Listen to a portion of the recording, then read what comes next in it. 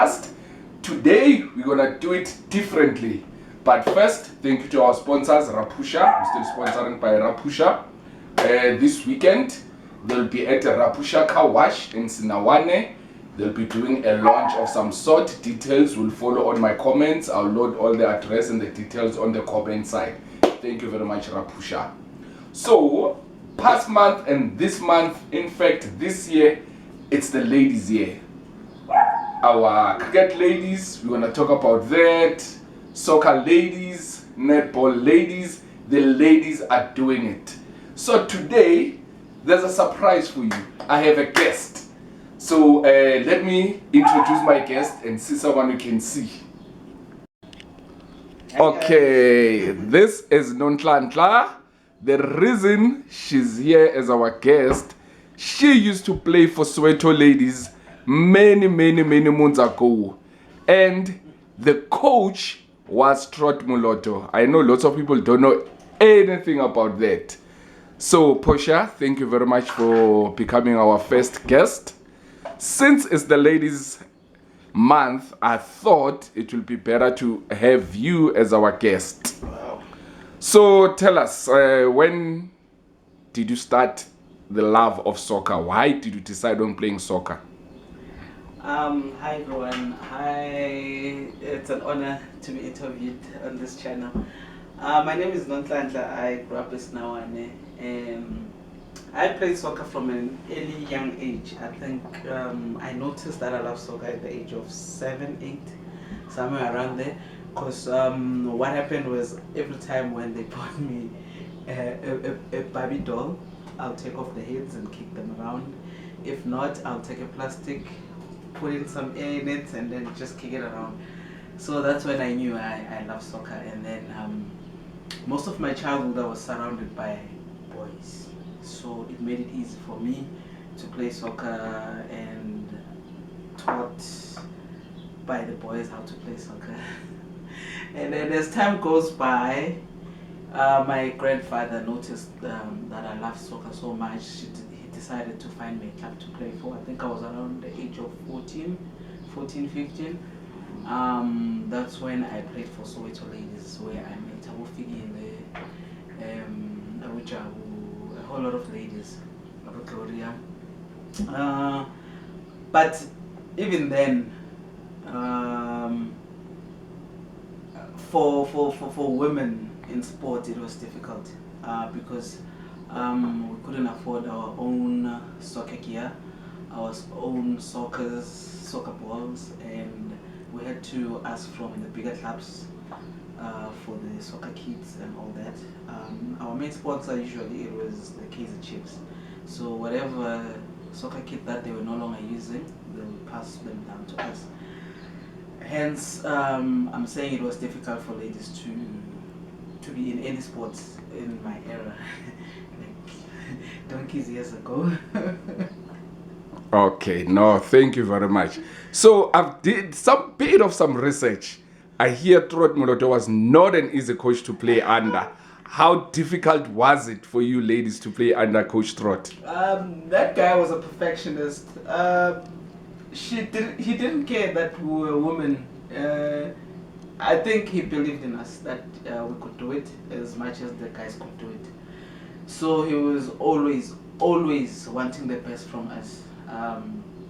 But as I said, at some point, we used to ask ourselves why we never get sponsors. We never understood the politics behind the sports, behind the governments and women in sports, that they were not supported as much as the guys. To us, it was like, okay, we're playing soccer, no one wants to sponsor us, life goes on, we use what we have. But yeah, Trot Shem, that guy, he was a perfectionist. He wanted us to be the best that we were. Okay, so how do you compare the ladies now and the days you guys played? I know lots of your probably none of your matches were actually televised. So now ladies are being televised, ladies are performing well.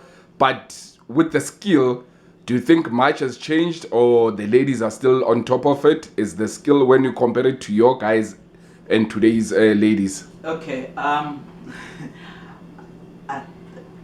don't know how to put this, but yeah. The guys shouldn't get me wrong, eh? The ladies soccer, they're always improving. I think they are good as we were when we were playing. Unlike the guys soccer. The guys, I think they lost it somewhere somehow, but our girls, I think from where we were, they took it to the next level. So I must say I'm very proud. They're good. They're really good. Yeah, I mean, there's a lot that has changed. I'm just curious, the one question, because I see now ladies are being signed overseas. Had you gotten that chance, would you have gone and traveled the world? Of course, I would have. Okay. Okay. In our days, man, we did have those chances to go overseas and play, but it wasn't a matter of us being signed. Our coaches had to make a plan for us in Soweto ladies to go overseas. Especially, we used to go to Denmark. Denmark was the place where they wanted us. So we had to raise our own funds. We had to raise our own funds for the plane, for our visas, for everything that we had to get that side. It wasn't as easy as now. I'm not sure if it's easy now, but then it wasn't as easy. You know, at least now the women who are playing soccer, they know if they play better, they are scouted from different clubs from different countries. Unlike us, we knew one country that was interested in us, which was Denmark. And for us to get there, we needed to raise our own funds. Yeah, I would say that because now, I mean, the ladies also have scouts, they have teams. Yes. In your days, I only knew of the Soweto ladies, you know? That was the only team, like, who were you guys playing against those days? There were Tembisa ladies, there were other clubs, because you know what happened then for us to get games? We used to be curtain raisers. You remember the curtain raisers? Yeah, yes. The game? Yes, before Kaizer The main match, yeah. Yes, before the main match of Kaizer Chiefs or Pirates or Sundowns play, we will be the opening act. We'll play the first 40 minutes or hour, depending what time the game starts, and then yeah. Okay, so now, as you know, this is the year of the World Cup. Our ladies, they have qualified for the World Cup. How do you rate their chances? How do you say it? So far, our ladies, I'm very proud of them, and no doubt in my mind that they will come back with it. If they don't, still I know they will give it their all. They play the best soccer. Okay, let me tell you, this must not scare you. Okay, they're in the group of death. If I look at it, the first team there, it's Sweden, then it's Italy, then it's Argentina.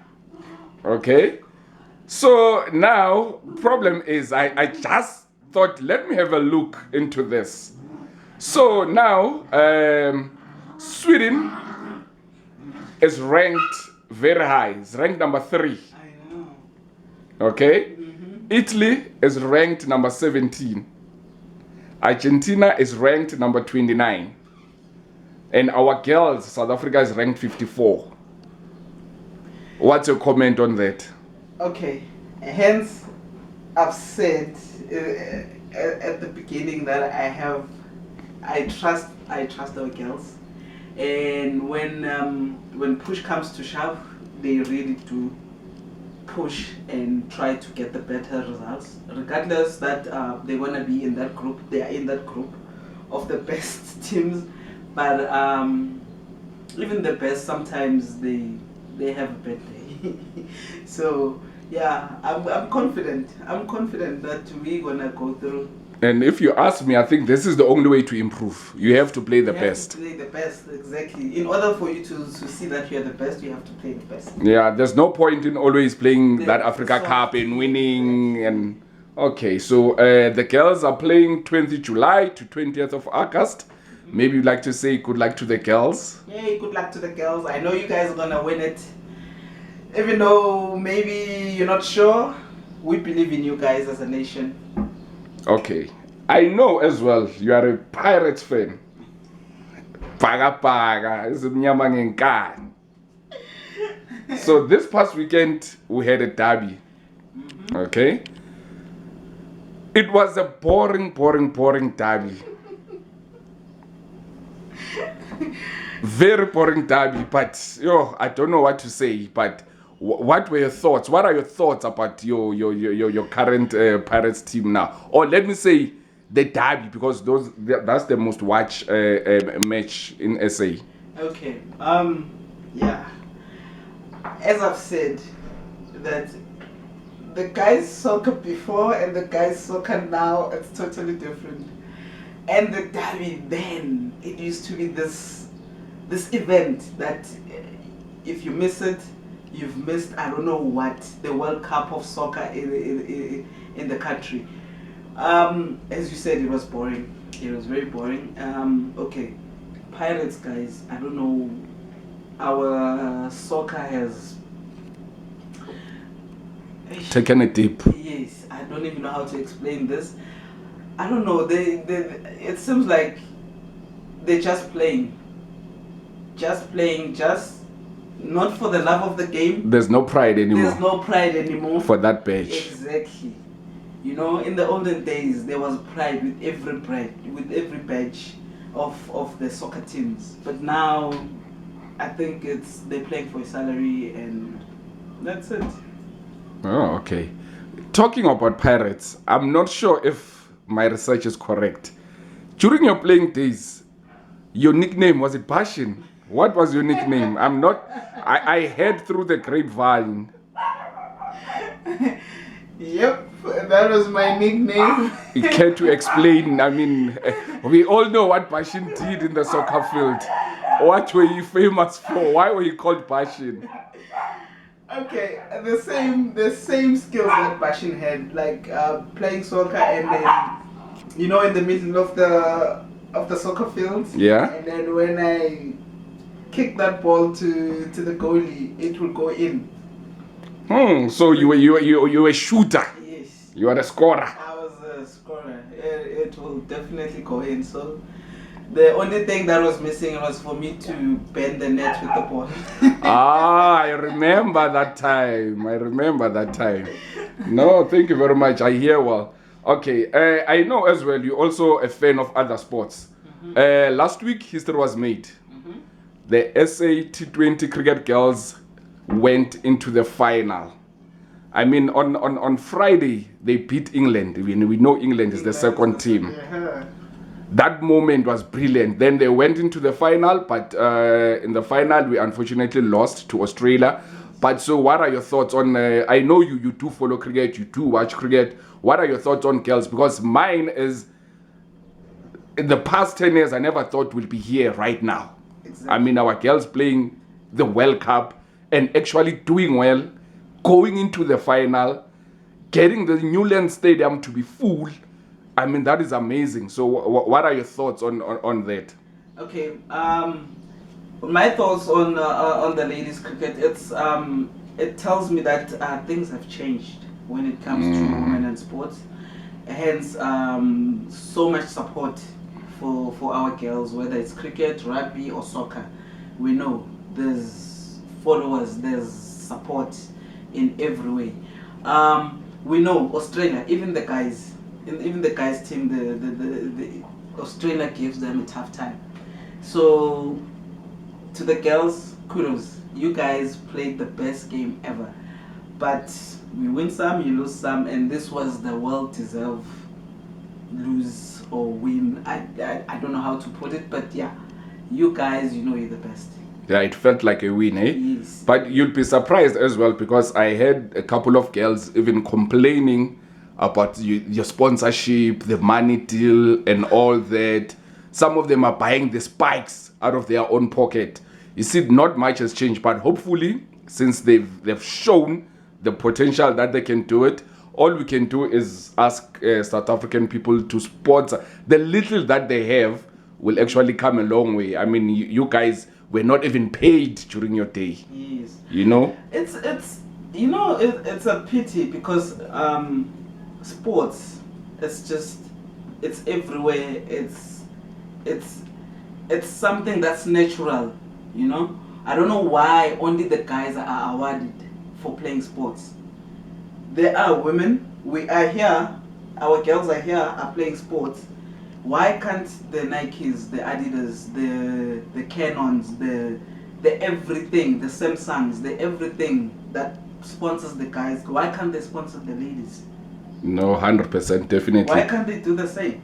That's why USA decided the ladies team will get equal amount with the men's team. Exactly. So why other countries can't they do that? Why? No, let's hope they will do that. 28th of July to the 6th of August, it's the Netball World Cup in Cape Town. We are hosting that again. Girls are just doing it. Girls are just doing it. And then the government is not supporting us enough with the sponsoring. Can't they just come to the plate and just sponsor the girls? Come on now. I see with the netball, we all know that Spa comes way back. As much as Sasol did with the under 23 and the girls a little bit. So this time Telkom and Spa actually sponsoring our netball girls. And they've got contracts now. It's not like they're just playing. Okay, in their pool, our girls are actually in Pool C. Yes. That is Jamaica, South Africa, Wales, and Sri Lanka. How do you see our chances there? I think Jamaicans are going to give us problems.